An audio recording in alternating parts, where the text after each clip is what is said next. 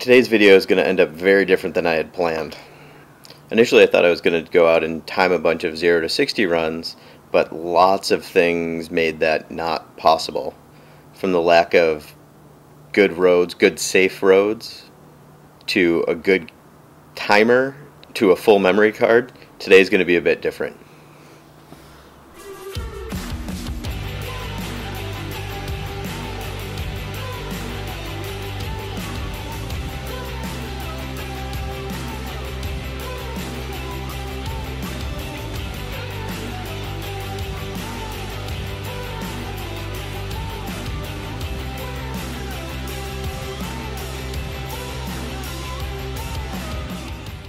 Due to the circumstances I mentioned before, the topic of this quickly changed from 0 to 60 runs to why I think Tesla should build a track computer into their software. So we'll start out with some footage of what I was trying to do this morning, and then I'll quickly get to basically a couple of screenshots and some discussion. But then we'll get to why I think it would be great for Tesla to build in a track computer into their software. They've already got a great screen and the processing power. All it would require is some coding. So there are a bunch of different ways to measure 0 to 60 times in a car in various degrees of accuracy. You know, the real kind of trusted way to do it is to go out and get something like a V-Box, which has a really high measurement rate. Well, in theory, a really high measurement rate. I think it runs at 20 hertz, so 20 measurements a second.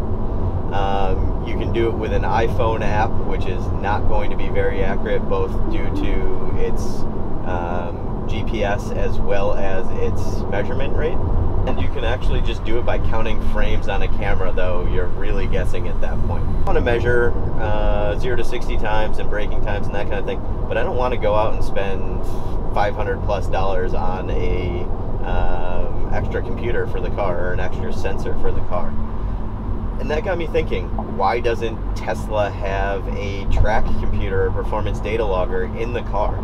Current computer can record video or can analyze video at 200 frames a second. The new one will be 2,000. Got all the sensor feeds from wheel slip to steering angle to GPS already built in.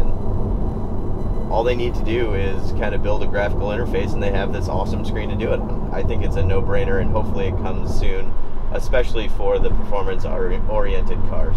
I'm currently headed out to the flattest, safest spot that I can think of in the city. I didn't want to drive all too far to do this, and I don't have access to a drag strip right now, so it's in the city. It's going to be a place where there is limited traffic, limited people. I'm not sure I'm going to tell you where it is, see if I blank out the screen or not, but you know, don't want to get myself in trouble either.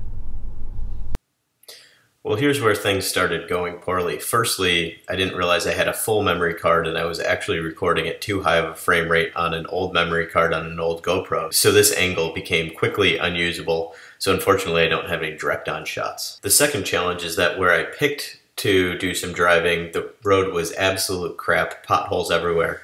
Though from this video you can see that people did find small spots to do donuts. The final challenge is that the iPhone app that I picked to record 0 to 60 times didn't work at all. I think that's more driven by the sample rate than the app itself, but either way I'm not going to tell you what app it was because I'd feel bad trashing it. One thing to keep in mind as I go get set up here is that I am on my winter tires, so don't know what effect that will have, but I'm sure it'll be something. And we'll go right here. Full stop.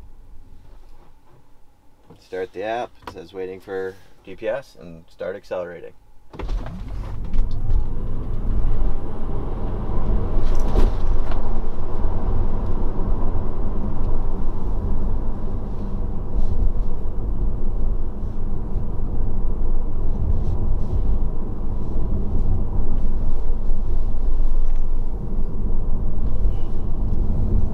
You see me checking my mirrors here as I slow down, wondering what's going on.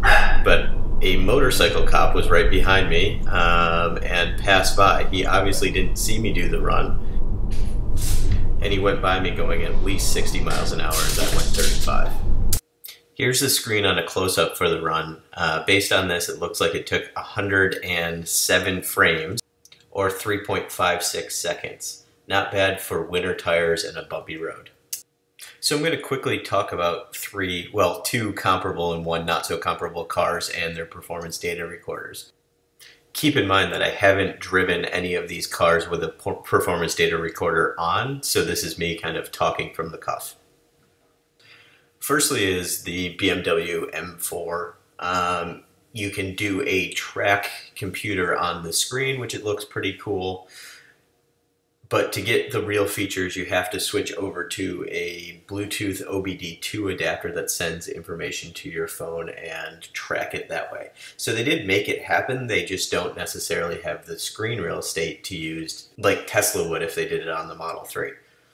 One really cool thing they do have is a GoPro mount for the tow hook on the car, which I think is really cool and I may consider for the Model 3 if it works.